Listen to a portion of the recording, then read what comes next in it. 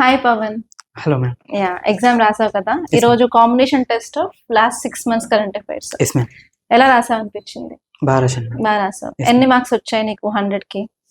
సరే 100 110 questions marks కి 110 marks వచ్చాయి మ్యామ్. ఓకే, 100 క్వశ్చన్స్ కి అరౌండ్ 64 కరెక్ట్ పెట్టావు, 36 రాంగ్. ఓకే, ఈ రోజు ఇదా? Yes ma'am.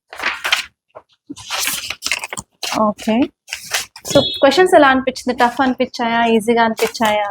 క్వశ్చన్స్ కొంచెం టఫే ఉన్నాయి మ్యామ్. యూపీఎస్సీ స్టాండర్డ్ లో ఉన్నాయి. యూపీఎస్సీ స్టాండర్డ్ లో ఉన్నాయి. Yes ma'am. ఎలిమినేషన్ టెక్నిక్స్ అవన్నీ కొంచెం వర్క్ అవుతున్నాయా? బట్ తక్కువ వర్కౌట్ అవుతున్నాయి మ్యామ్. తక్కువ వర్కౌట్ అవుతున్నాయి. Yes ma'am. సో అసలు నేను ఏం చేస్తున్నానంటే పేపరే టఫ్ గా డిజైన్ చేస్తే ఏంటంటే UPSC paper is unpredictable. Yes ma'am. In case ఇక్కడ మీరు ఎలిమినేషన్ టెక్నిక్స్ అవన్నీ ఫాలో అయిపోయి in case final exam elimination techniques అనేవి యూస్ కాలేదు అంటే మళ్ళీ ఏమవుతుంది, ఎగ్జామ్ మళ్ళీ పోతుంది. కాబట్టి అంత టఫ్ గా ఎలిమినేషన్ లేకుండా ట్రై చేస్తున్నాను.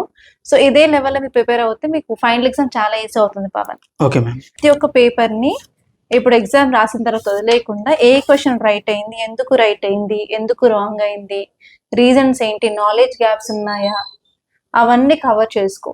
మళ్ళీ ఏంటంటే ఆ యొక్క టాపిక్ నువ్వు ఆల్రెడీ చదివావు కానీ తప్పెందుకు చేసావు అని చెప్పి నీ నోట్స్ ఇంతకుముందు ఏ బుక్ చదివా తీసుకొని అక్కడ ఇన్ కేసు ఏమైనా నీకు తెలియని పాయింట్ ఇక్కడ ఉంటే అది నోట్ డౌన్ చేసుకొని నీ నాలెడ్జ్ గ్యాప్స్ ఏమైనా ఉంటే అవి ఫిల్ చేసుకోవడానికి ట్రై చేయి. ఓకే. అట్లా చేస్తూ ఉంటే ఏంటంటే క్లియర్గా ఏ పాయింట్ వచ్చినా కూడా రాసే ఛాన్స్ ఉంటుంది. Okay. అండ్ నెక్స్ట్ ఏంటంటే ఈ కరెంట్ అఫైర్స్ మీద ఎందుకు ఇంత మనం ఫోకస్ చేస్తున్నాము, సపరేట్ గా ఎవ్రీ 2 months ఒక టెస్ట్ పెట్టాము, దాని తర్వాత ఇప్పుడు కాంబినేషన్ ఆఫ్ 6 months పెట్టాము, అండ్ మళ్ళీ మే వరకు కూడా ఇంకొక కాంబినేషన్ టెస్ట్ కూడా ఉంది కదా మీకు టెస్ట్ సిరీస్ ma'am. స్కెడ్యూల్ లో.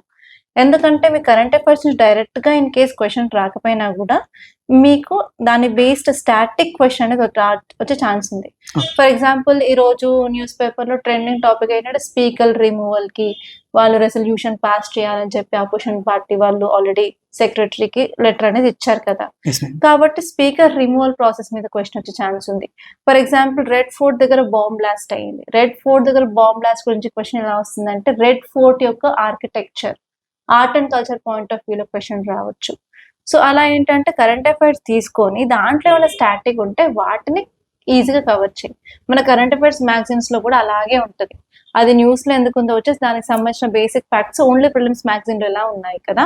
సో అలాగే ఇంకేమైనా కొత్త టాపిక్స్ కనిపిస్తే అవి అలా కవర్ చేసుకో క్వశ్చన్స్ పాయింట్ ఆఫ్ వ్యూ నుంచి రివర్స్ ఇంజనీరింగ్ చేయనమాట ఇప్పుడు. Okay. Okay, so prelims you can do it Pawan.